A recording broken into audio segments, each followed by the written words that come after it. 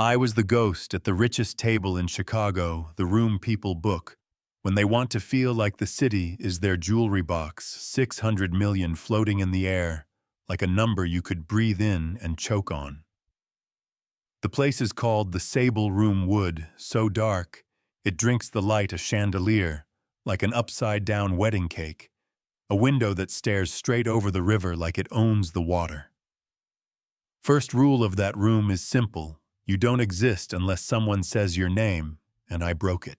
On the left sat Helios Dynamics, the kind of tech company that names everything after the sun, and then acts surprised when people notice the heat. Graham Porter with the practiced smile that never touches his eyes, Evan Blake with the sharper suit, and the bounce in his knee, both of them radiating. We've already won energy. On the right sat Miyako Suda, founder of Suda Robotics, Stillness, wrapped in black silk jade ring, catching the light posture, like a lesson your bones remember. And beside her, Kenji Arata translating, because that night, Miyako would only speak Japanese. That detail bothered the men across from her more than they'd ever admit, you know what I mean. The way certain people think English is not a language but a test. I grew up half my life near Kobe. Japanese is the sound of market stalls and scraped knees for me. I hear the honorifics, the weight under polite phrases, the difference between a compliment and a quiet cut. So while Kenji did the clean version for the room, I was listening to the version with a pulse. At first, it was theater. Helios played greatest hits about global reach and world-changing partnerships. Kenji turned those paragraphs into a sentence. Miyako answered with short, precise replies that carried more subtext than a press release, and the men mistook silence for a vacuum they should fill. Then Evan leaned forward and started talking slow and loud, like volume translates. "We are offering a very good price, lots of money," he said, fingers measuring air, like he was explaining fish size to a child. And I felt my chest go tight, because the rudeness wasn't just rudeness. It was a kind of laziness that always comes with power. Miyako didn't flinch. She tilted her head, said something with the warmth of a winter glove, and the edge of a blade. Kenji softened it to Miss. Suda acknowledges the generous terms, but the bones of it were closer to, "Please tell this child the buzzing of flies is not persuasive," and the room didn't catch that difference because most rooms like this are built to miss it. When they thought no one could hear, Graham bent in voice low. "This is going nowhere. We cut the retention pool for her engineers, roll it into a streamlined offer trim, 25 off the top. Tell her it's standard," and Evan nodded fast. "Bury the IP clause, call it indemnity boilerplate. She'll never clock it." Whispers travel in the Sable Room, the paneling carries them like sheet music, and I stood there with a water pitcher and a heartbeat. The sentence I heard from Miyako just before that still ringing in my head, "Is there no one here who sees?" It hit me under the ribs because being invisible is its own education. You learn the tremor in a hand before the lie lands. You learn the smell of panic under cologne. You learn the moment a room needs a person more than it needs a role. I stepped forward, bowed. A deep, formal bow I hadn't done in years. The kind where your apology is a gift you set on the floor, and when I rose, their faces were stuck halfway between smirk and shock. "Suda-sama," I said in Japanese, "forgive the impertinence. I'm a server here. If it helps, I can lend my voice," and something loosened in her face the way oxygen feels when a window opens. Graham jabbed a finger at me. "Who are you? And what did you just say?" And I kept my eyes on Miyako because answering him would have made him the center of the story. "She asked if anyone sees," I said. "I do." The middle is where the ground moved, where a secret sounded less like drama and more like neurology. Through me, Miyako told them about the small stroke 6 months before, how stress locks the English she learned later in life. How Japanese rises when pressure does. How thinking is not the same as speaking. How reading is untouched. how leadership is not a language you forget. She hadn't disclosed it because she refused to be defined by an injury. This wasn't just a sale, this was her life's work and a test of character. And I watched the apology that should have come pass right by both men, like a train they didn't want to catch. Instead, Graham's palms went out like benediction. Miyako let us simplify a clean letter of intent tonight. We'll handle details so you don't have to, and Evan layered on a soft voice that didn't match his eyes. For your own good, he said. And there it was again, the pretense of care used like a pry bar. Miyako slid a leather folder toward me. No words, just red and contract paper, has a feel and a cold that tells you exactly how much money is in the room. Graham tried to narrate around me Clause 9F is boilerplate indemnity, which, fun fact, it wasn't.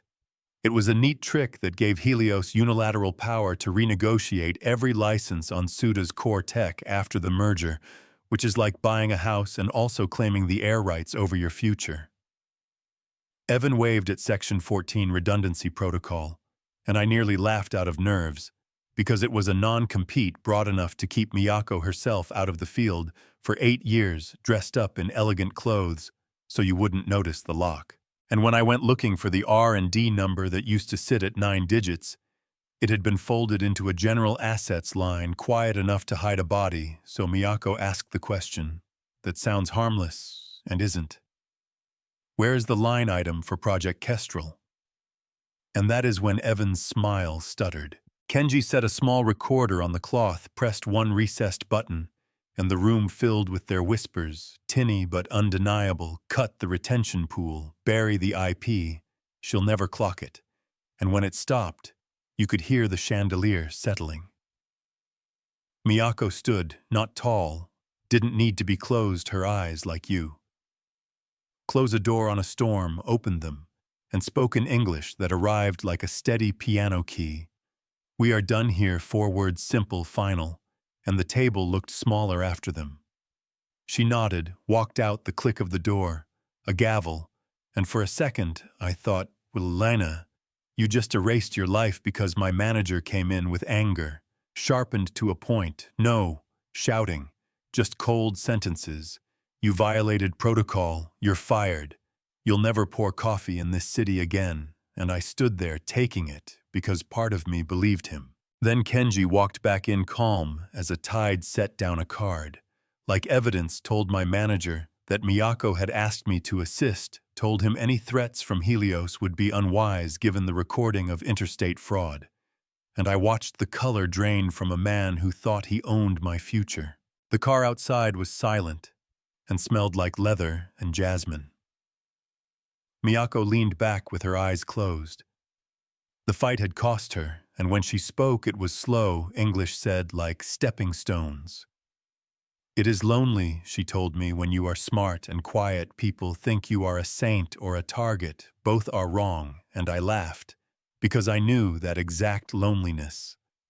She laid it out, without drama, the Suda Institute for Art and Code, 2 pillars, fund young women, engineers, and artists who tell truths the market ignores, and she needed someone who could hear more than words, who could spot the missing number, the misused honorific, the lie tucked inside a friendly tone, not a translator of paper, a translator of people.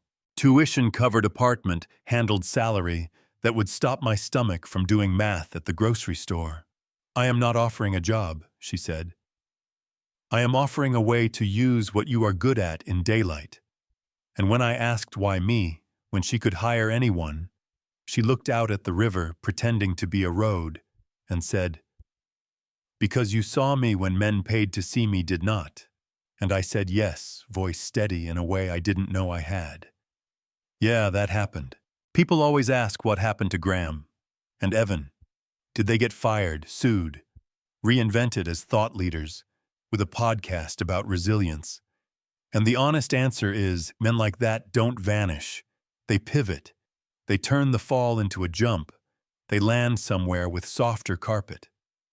But every time someone like Miyako says no in public, It gets a little harder to sell a bad clause as standard tiny shifts move floors.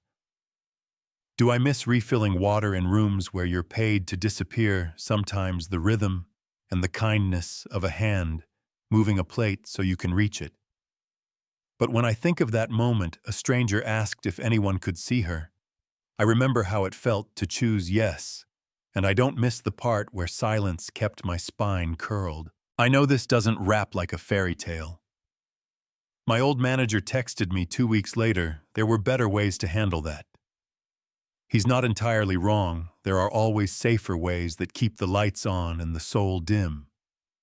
You can wait for rules to rewrite themselves, or you can decide the room is misreading the moment and step forward. Maybe that makes me reckless, and maybe to someone I'm the villain of their story. Maybe that's the price of having a spine you actually use. So tell me, was I right to speak up, or did I cross a line that only looks noble because it worked out? Have you watched a room underestimate someone so hard it made your teeth hurt? And did you say anything? Drop your truth in the comments. Argue with me and with each other respectfully. Hit like if you think integrity can be a strategy. Subscribe if you want more messy, true-feeling stories where the quiet person wins. And share this with the one friend who always notices what everyone else misses. Because justice doesn't just happen in courtrooms. Sometimes it happens at a table where someone finally says, in any language, we are done here.